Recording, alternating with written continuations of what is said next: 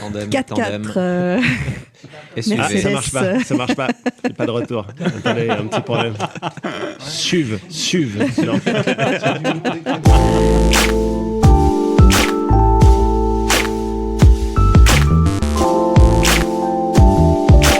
Salut tout le monde, vous écoutez Pause Vélo, c'est l'épisode 192, 192 et on va le faire en partenariat avec le Cycle Magazine numéro 26.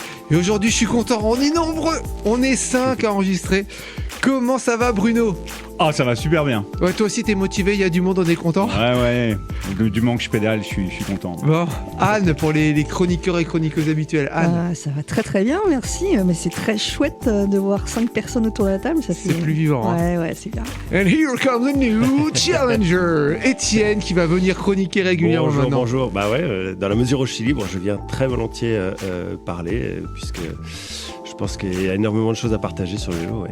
On va commencer avec Bruno et le Cycle Magazine numéro 26. Et Bruno, toi tu as choisi un article qui parle du Portugal. Ouais, je vais vous amener dans ce pays qu'on associe plus au soleil, à la plage, aux vacances, mais pas forcément au vélo. Pour le vélo, c'est absolument top et c'est vraiment un super article qui est écrit par Sylvie Almeida. Moi, ce que j'ai aimé de l'article, c'est que il faut le lire. Franchement, c'est bien plus qu'un article, c'est presque un guide. Ça vous donne envie d'y aller, de pédaler. Ce que j'ai super aimé, c'est que le Portugal, en fait, c'est en train de devenir une destination vélo. Très prisé, très populaire pour tout type de vélo, pour le gravel, le bikepacking, les ultra-races, mais aussi pour un cyclotourisme un peu loisir. Et tout ça, c'est dû à tout un écosystème. Ça vient de la base, c'est un écosystème d'amateurs et de passionnés.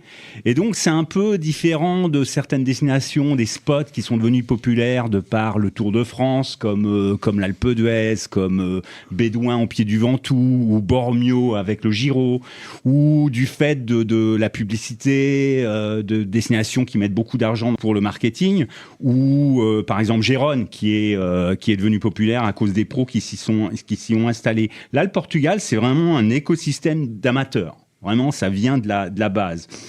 Cet article, il vous donnera envie d'y aller. Alors, premièrement, c'est très diversifié, le Portugal. Alors, il y a l'océan, les falaises. Mais dès qu'on va dans l'arrière-pays, on découvre des villages, des orangeries, les amandiers. Il y a des sites arabo-mauresques. Et puis... dans les villages, il y a aussi beaucoup de cafés, de choses comme ça qui se sont adaptés à la clientèle vélo. C'est vraiment super. Ensuite, pour ceux qui veulent un peu aller vers le sud, il y a la Costa Vicentina. C'est une Eurovélo qui est devenue très très populaire également. Et ça, c'est abordable par tout le monde, par les familles. Tout le monde peut suivre cet itinéraire. C'est bien balisé. C'est devenu presque un incontournable au Portugal. L'article également mentionne un petit peu tous les événements. C'est aussi une façon de découvrir le Portugal. Des événements à nouveau qui sont créés par des passionnés. Sont mentionnés la Heading Southwest, une ultra-race. Il y a le Gravel Birds, course en gravel. Sont également mentionnés une autre, la Goats. Donc c'est aussi un moyen d'approcher le Portugal en participant à un gros événement. Le troisième aspect de cet article, c'est le fait qu'il y ait tout un réseau de cafés, d'ateliers, mais également de constructeurs de vélos. Il y a vraiment des passionnés. En fait, l'article liste des tas de ressources et il y a tous les contacts. On termine en disant que on peut même y aller en train. Ah oui. Ce que je trouve super, en fait. Donc voilà. Moi, je connais un petit peu, j'ai envie d'y retourner, quoi. C'est vélo sport, vélo pour les vacances. Est-ce qu'il y a un aspect vélo du quotidien, vélo taf ? Oui, tout à fait. Alors à Lisbonne, énormément. Ouais. Il y a énormément de cafés, il y a énormément d'associations. Il y a vraiment quelque chose, une sensibilité, j'ai envie de dire le vélo, une atmosphère vélo. Ouais, c'est en train de se construire. Ouais. Et, moi qui suis un homme du Nord, de Normandie, moi j'ai toujours peur au sud de la Loire qu'il fasse trop chaud. Donc le Portugal, c'est quand même bien au sud de la Loire. Ouais, mais pour y avoir été en plein été, quand on suit la côte, non, en fait, il y a l'océan, c'est océanique. Non. Il y a du soleil, mais c'est pas l'Espagne. C'est une destination qui peut se faire à l'année, en fait. Et si vous voulez en savoir plus, évidemment, c'est dans le dernier Cycle Magazine, le numéro 26. On va s'éloigner un peu du magazine avec Anne. Anne, tu veux parler d'un pseudo-conflit ? Oui, un pseudo-conflit, parce que pour moi, c'est un conflit qui n'existe pas, mais qui est entretenu par des gens qui ont intérêt à ce qu'ils soient entretenus. La fameuse guerre entre les cyclistes et les automobilistes. C'est bien, ça fait parler les conflits. Mais c'est ça. Et en fait, je pense que c'est la clé du problème, ça fait parler. Juste pour remettre les choses en perspective, parce qu'on entend beaucoup parler, mais qu'est-ce que ça veut dire ? Faut quand même imaginer que 99,999% des problèmes entre vélo et automobile ou entre cyclistes et automobilistes sont dus à l'inattention ou sont des vrais accidents. Il y a souvent un problème d'infrastructure, etc. Donc il n'y a aucune intention malveillante la plupart du temps, dans la grande majorité des cas. La presse va beaucoup parler des accidents entre cyclistes et automobilistes, beaucoup plus qu'entre deux automobiles ou entre camions et automobiles, alors que la grande majorité des accidents avec victimes, c'est quand même ceux-là. C'est ceux entre véhicules motorisés. Et donc, ça donne cette impression que c'est très fréquent, et surtout, la presse va beaucoup insister sur le conflit. Il y a aussi une petite chose sur le piéton-vélo, c'est-à-dire qu'on va vraiment essayer de dire que les cyclistes sont dangereux un peu pour tout le monde. C'est-à-dire comme si les cyclistes étaient une tribu complètement isolée du reste de la population, avec un couteau entre les dents qui ne cherchait qu'à égorger les gens qu'ils rencontrent. Moi, c'est ça. Hein. Je suis un furieux, moi. Alors, moi, je suis passée au missile. Hein. J'ai abandonné le couteau. T'as un lance-roquette sur le vélo ? Absolument. C'est génial. La réalité, c'est qu'il y a un conflit d'usage. C'est-à-dire que la route occupe à peu près 80% de l'espace public. Donc, les cyclistes roulent sur la route avec les automobilistes.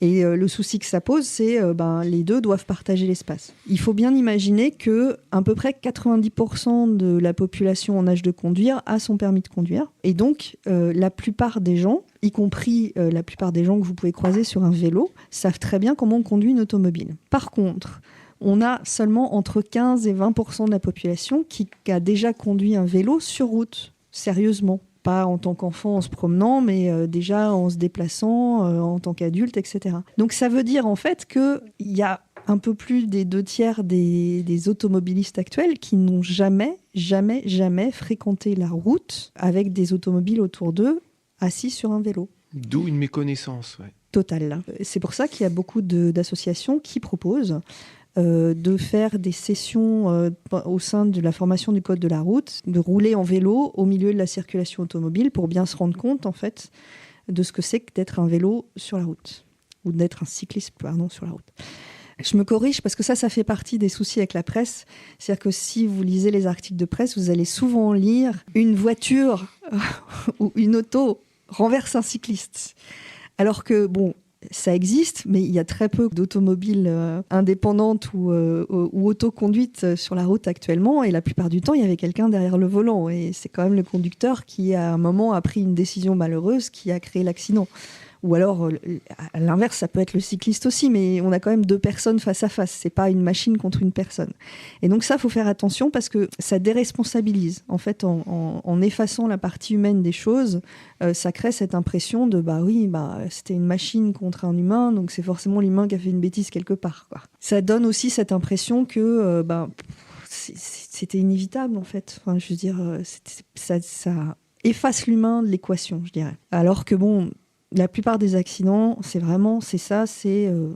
erreur humaine et vraiment l'infrastructure joue un rôle. C'est pour ça aussi qu'il faut absolument insister pour avoir des belles pistes cyclables, des carrefours bien dessinés avec des traçages bien faits, etc. Parce que ça diminue drastiquement le nombre d'accidents. Donc les médias, ils vont insister dessus pour vendre du papier, ils vont insister sur l'aspect conflit.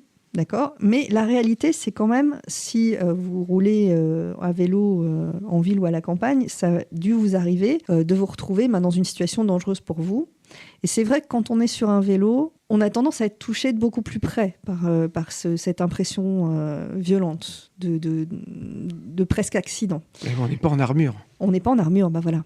On est exposé et on est très en contact avec ce qu'il y a autour de nous. Alors que dans une automobile, en fait, vous êtes dans une boîte fermée, donc vous n'êtes plus du tout en contact avec votre environnement extérieur, sauf à travers la machine. Et aussi, il y a un sentiment d'appropriation. Alors, ça a été étudié en sociologie, c'est-à-dire que la voiture est considérée comme étant un territoire personnel.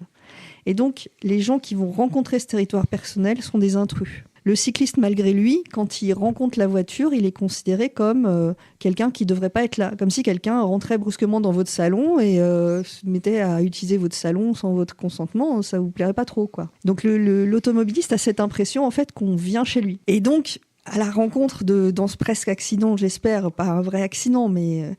il y a d'un côté le cycliste qui a eu peur physiquement, qui a eu peur pour sa vie en fait, et de l'autre côté l'automobiliste qui est énervé parce que on l'a dérangé dans son petit espace personnel. La plupart du temps, ça va se passer sans vraie violence, c'est-à-dire qu'il va y avoir une impression et puis ça va tout de suite se désamorcer. Il y a des petits trucs à faire pour désamorcer. Un grand truc pour désamorcer votre peur et l'effet tunnel que ça provoque, c'est-à-dire l'arrêt de la réflexion, c'est de nommer vos émotions à voix haute. Donc, j'ai eu très peur, mais vous le dites vraiment à voix haute et suffisamment fort pour que les gens autour l'entendent.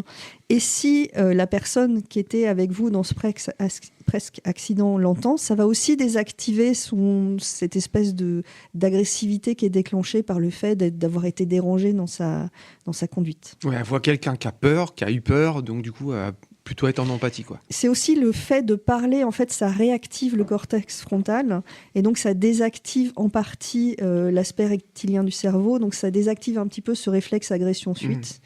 Donc vraiment de parler, de mettre des mots et de les dire à voix haute, ça va aider justement à faire redescendre la pression. Et effectivement, la personne d'en face, quand elle entend quelqu'un, déjà, elle le repersonnalise. C'est-à-dire vous n'êtes plus un vélo, vous redevenez une personne qui était montée sur un vélo. Un être humain. Un être humain, bravo. Et puis, alors, si vous êtes vraiment face à quelqu'un de très agressif et qui a l'air très, très énervé, franchement, la meilleure façon de faire, c'est d'essayer de se distancier. Prenez les gens autour de vous à témoin s'il y en a. Et puis, gardez en tête que la personne, elle ne vous en veut pas à vous. Elle est dans une situation qui la déstabilise, qui la dépasse et elle réagit un peu comme ça, mais ça n'a rien à voir en réalité avec vous. Évitez d'aller vraiment au contact. Alors, si vous faites 1m95... Comme Étienne, peut-être que... Mais bon, après, la violence, ça résout rien du tout et ça va faire que enquister la situation. Donc, ça dépend. Ouais, d'accord. Alors, je réitère, je pense vraiment que la violence ne résout rien du tout, même si des fois ça pourrait soulager. À ce moment-là, on peut se soulager sur un truc inanimé, c'est mieux. Hein. Et donc, essayez de désactiver la situation. Gardez en tête qu'il n'y avait personne, en fait, ni vous ni l'autre, qui avait envie de faire quelque chose de mal. Vous êtes dans des circonstances, elles sont malheureuses. Et souvent, elles sont dues à l'infrastructure. Donc, si vous voulez en vouloir à quelqu'un, faut en vouloir à vos hommes politiques. Je vous rappelle que bientôt vous allez pouvoir voter, hein, et n'oubliez pas d'aller voter. Et donc vous pouvez en vouloir à vos hommes politiques et n'hésitez pas à utiliser toute cette énergie que ça a dégagée chez vous pour contacter les associations autour de vous qui sont actives, pour faire du lobbying, pour avoir des super pistes cyclables et ne plus jamais avoir à vous battre sur un rond-point parce que le type vous a grillé la priorité à droite. J'ai dit le type, je suis désolée, c'était genré. Donc la personne... On n'avait même pas noté, c'est pas grave. Mais bon, il y a quand même 80% des accidents avec victimes qui sont provoqués par le comportement d'une personne de genre masculin. Donc je vous laisse réfléchir aussi à ça. Si jamais ça arrive à peu près à tout le monde de se retrouver dans une situation dangereuse sur la route, automobiliste comme cycliste, il faut surtout pas que ça vous décourage de faire des trajets à vélo parce que le vélo c'est trop bien et Bruno en témoigne, ça rend heureux. Essayez de mettre en place des petites choses qui vont vous permettre de désamorcer la situation, mais s'il vous plaît, en aucun cas ne rentrez dans ce jeu de c'est eux les méchants, les automobilistes ils font n'importe quoi, ils savent rien faire, et à l'inverse, les cyclistes ils grillent tous les feux, parce que vraiment ça n'apporte rien, ça ne fait progresser personne. Voilà, merci beaucoup. Merci Anne de son nom de famille, Gandhi. Julien, notre invité, l'invité du jour. Hello. Je fais les jingles à la bouche aujourd'hui, c'est pas mal. Hein. Tu étais venu pour nous parler de ProVélo à Genève, et puis de Cyclable, et puis de Comptage Vélo. C'était une émission entière qui était consacrée à toi. Aujourd'hui, tu nous reviens avec plusieurs autres étiquettes. Notamment, tu travailles pour Mobilidé. C'est quoi Mobilidé ? Alors, Mobilidé, c'est une entreprise qui est basée à Genève, qui est active dans la Suisse romande. Enfin, en fait, non, on est actif un peu plus loin que ça, même carrément plus loin. On est actif jusqu'au Canada, en fait, quoi. Mais bon, bref. C'est une entreprise qui fait essentiellement du conseil en matière de mobilité, avec quand même l'idée derrière la tête, comme le nom l'indique, Mobile ID, de promouvoir une mobilité durable en fait, quoi. Et puis moi, je m'occupe de tout ce qui est vélo au sein de Mobilité. C'est du conseil auprès de qui ? Bonne question. Plutôt des entreprises, des grosses entreprises en fait, quoi. Très souvent, nos clients nous contactent, c'est souvent pour des questions de parking.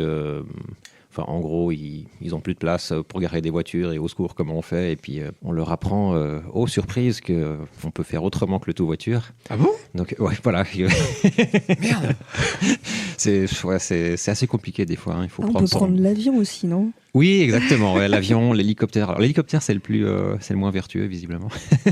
Mais c'est vrai que oui, des fois, il faut un peu toujours réexpliquer les choses vraiment depuis la base pour certaines personnes. Pour d'autres, ça va mieux, ça dépend. Mais souvent, en fait, les entreprises n'ont pas de personnes dédiées sur la question de la mobilité. Donc, même des entreprises avec, je sais pas, des centaines, des milliers de personnes.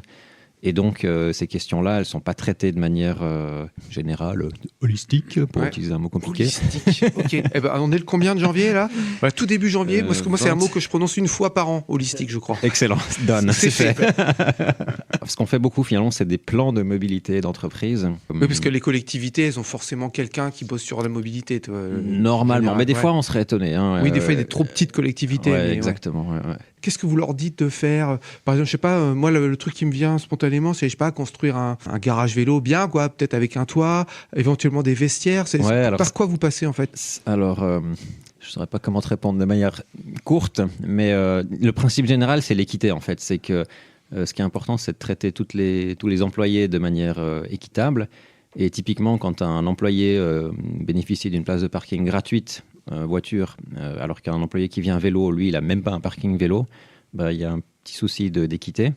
Et puis surtout, quand tu fais les comptes de combien coûte à l'année une place de parking et combien coûte une place de vélo ou un abonnement de transport public, et ben, tu te rends compte finalement que le fait d'avoir une place de parking gratuite, c'est complètement inéquitable en fait. Donc le message général qu'on dit, c'est si vous appliquez ce principe d'équité, ben, tout de suite vous allez un peu renverser la vapeur et ça va automatiquement favoriser les mobilités plus durables. Il y a un mot qui me vient en tête là, la motonormativité. Ouais. C'est qu'on a accepté que c'était normal de se garer. On ne voit pas le coût derrière que ça pour la collectivité ou pour l'entreprise d'avoir autant de surface colonisée pour ça. Ouais, c'est complètement ça.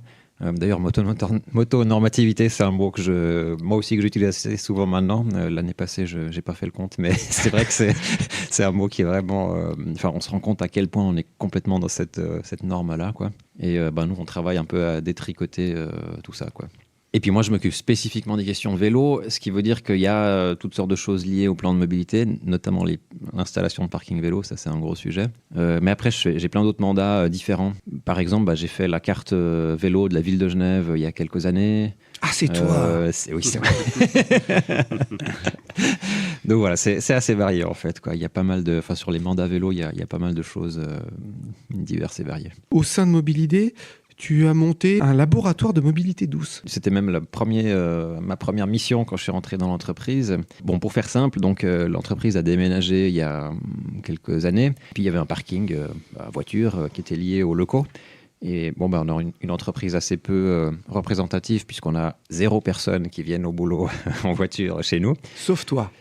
Oui, sauf moi. Moi, j'ai mon gros SUV, exactement. Mais c'est important, un SUV, parce que tu peux mettre plein de vélos dedans, en fait, quoi. Bien joué. Win-win. Greenwashing. Du coup, on avait un nombre assez phénoménal de places de voitures inutilisées. Et mes collègues et la direction se sont dit, mais en fait, qu'est-ce qu'on fait de cet espace? Il faudrait en faire quelque chose, quoi. Donc, on en a fait une sorte de parking vélo, garage à vélo, mais qui sert aussi de laboratoire du vélo et du vélo au sens très large. Dans le sens, c'est pas seulement le vélo classique à 2 roues, mais ça peut être musculaire. Voilà, on peut commencer par le très classique, mais après on va sur toutes sortes de choses, même des tuk-tuk, des machins comme ça. Et c'est situé où en fait? Hyper central, c'est à Genève, à 1 minute à pied à vélo de la gare centrale. Julien, ça te dirait de revenir dans Pause Vélo? Oh yeah! Allez, on va faire un petit peu de vélo et de science-fiction. C'est la suite de la précédente chronique de Armageddon. Quand on pense à la science-fiction, les images de vaisseaux spatiaux et de combats épiques nous viennent souvent à l'esprit. Ce sont des histoires de guerre, de lutte, de héros masculins ultra équipés, ultra technologisés. Mais connaissez-vous les fictions paniers? Cette forme de contre-récit nous vient d'Ursula Le Guin, une autrice américaine qui, dès les années 60, a entamé une œuvre protéiforme dans laquelle il n'y a ni héros masculin conquérant, ni surpuissance technologique, mais qui met en avant une humanité plus ordinaire, moins spectaculaire. Elle fonde donc sa théorie de la fiction panier, qui s'intéresse à ce qu'on met dans son cabas pour vivre au quotidien, plutôt qu'à l'équipement du guerrier. Le roman d'Eio Poços, Les mains vides, s'inspire ouvertement de cette théorie et de toutes ses lectures sociologiques et poétiques sur des manières de vivre autrement, de faire du commun sans violence, sans verticalité. L'histoire se passe à la fin de notre siècle. Il n'y a pas eu de grand effondrement, de grand cataclysme, ni de grande guerre, mais la poursuite du grand gâchis qui a épuisé les ressources et obligé la société française à se reconfigurer. Une 6e puis une 7e république ont été instaurées, mais les formes traditionnelles d'organisation politique et administrative ne fonctionnent plus. À la place, on trouve l'horizome, un archipel de petites communautés autogérées, dont les limites sont la biorégion. Tout est à l'échelle humaine. Le personnage principal, non binaire, est désigné d'un tu par le ou la narratrice, a quitté sa communauté du sud de la France. Un besoin de solitude, de se retrouver avec soi-même et d'aller vers les autres. L'objectif est d'atteindre le bassin de la Rance avant la torpeur, une saison de chaleur intense dont nous connaissons désormais les premiers épisodes. Mais cette route se fait à vélo, un engin retapé, nommé la Bécotte, avec un équipement minimal. La fiction panier se fait ici fiction sacoche. Et le rythme n'est pas celui des grands sportifs. Écoutez plutôt. Montez encore, montez, s'enrouler autour du massif, désespérer à chaque tournant. Mettre pied à terre, pousser, s'arrêter sur un bout d'aplat, repartir en zigzagant et manquer de verser dans la caillasse et les kermesses. Connaître enfin le col, redescendre. À ce changement de bassin, tu es fouetté par l'air déjà chaud et cette odeur de garrigue qui t'enveloppe, te retourne, te rend pour quelques secondes les années passées. Notre cycliste traverse des paysages rendus à la vie sauvage mais marqués par la folie des hommes. Surtout après les grands incendies. De même qu'Alain Damasio avait inventé plusieurs manières de désigner la vitesse dans la route du contrevent, ici Eio Poços décline la chaleur selon qu'elle est canoune, calor, cagne, crémor ou svelte.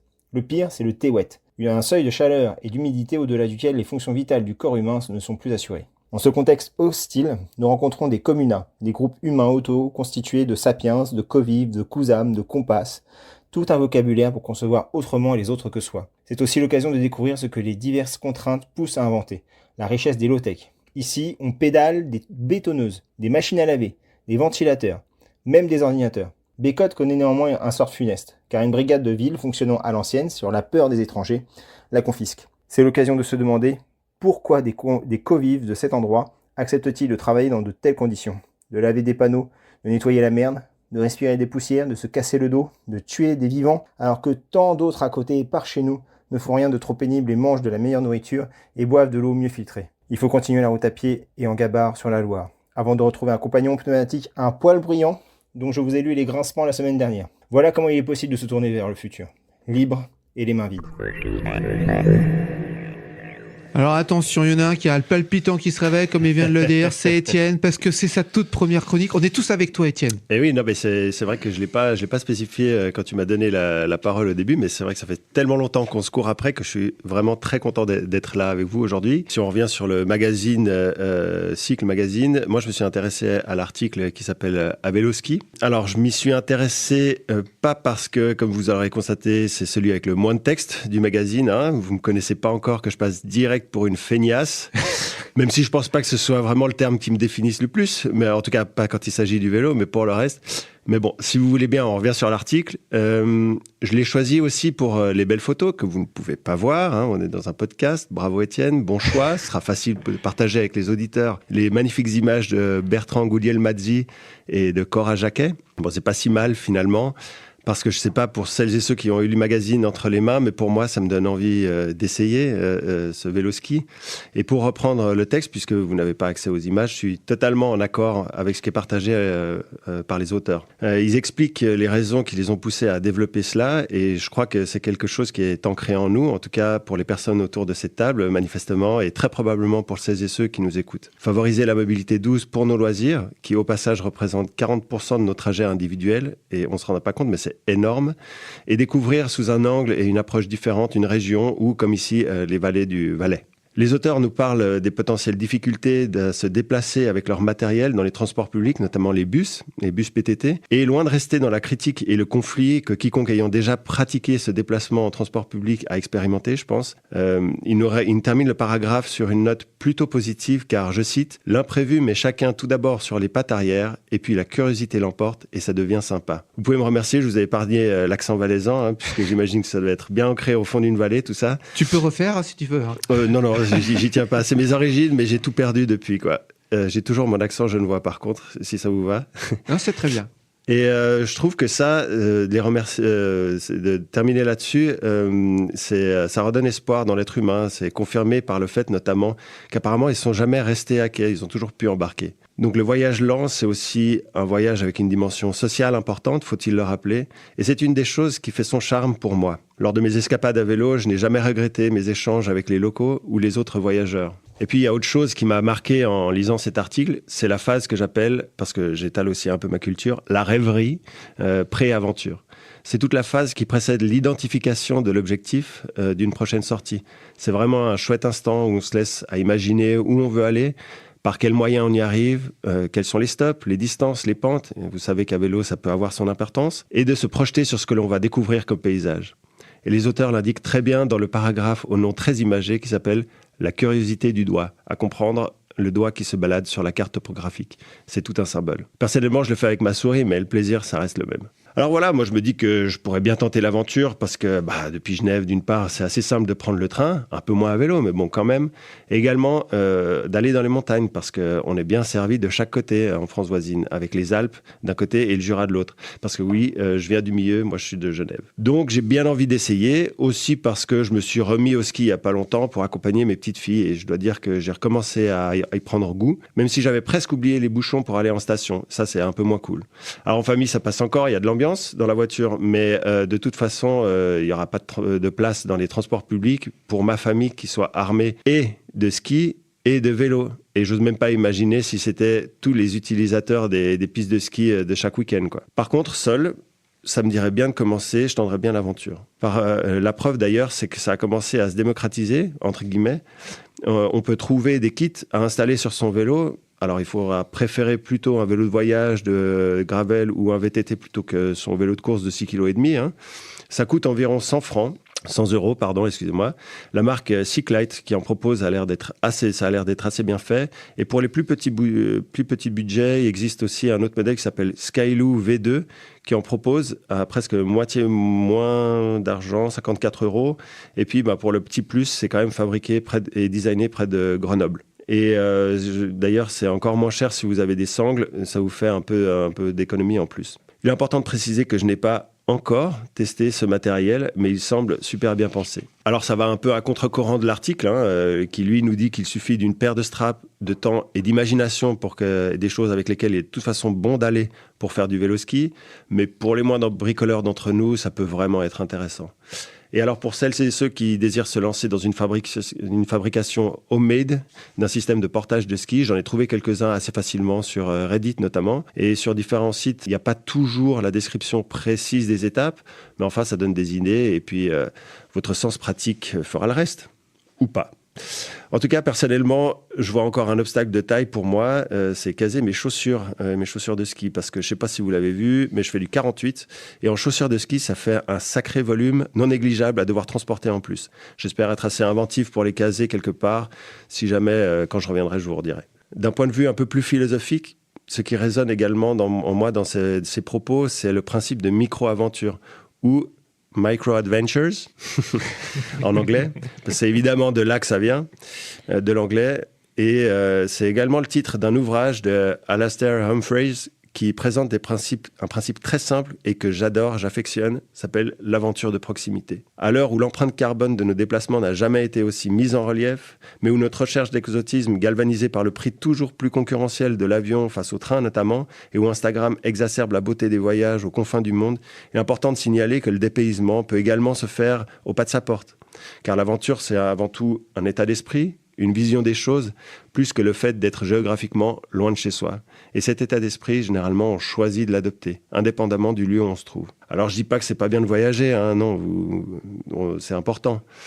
Mais il est important de montrer que parfois, le voyage, l'inattendu, la déstabilisation, ça peut très bien avoir lieu dans un rayon de 20, 50, peut-être 100 km autour de notre maison, le temps d'une journée, voire d'un week-end. Et pour moi, c'est pour ça que je suis là, c'est que le vélo, il magnifie cet état d'esprit.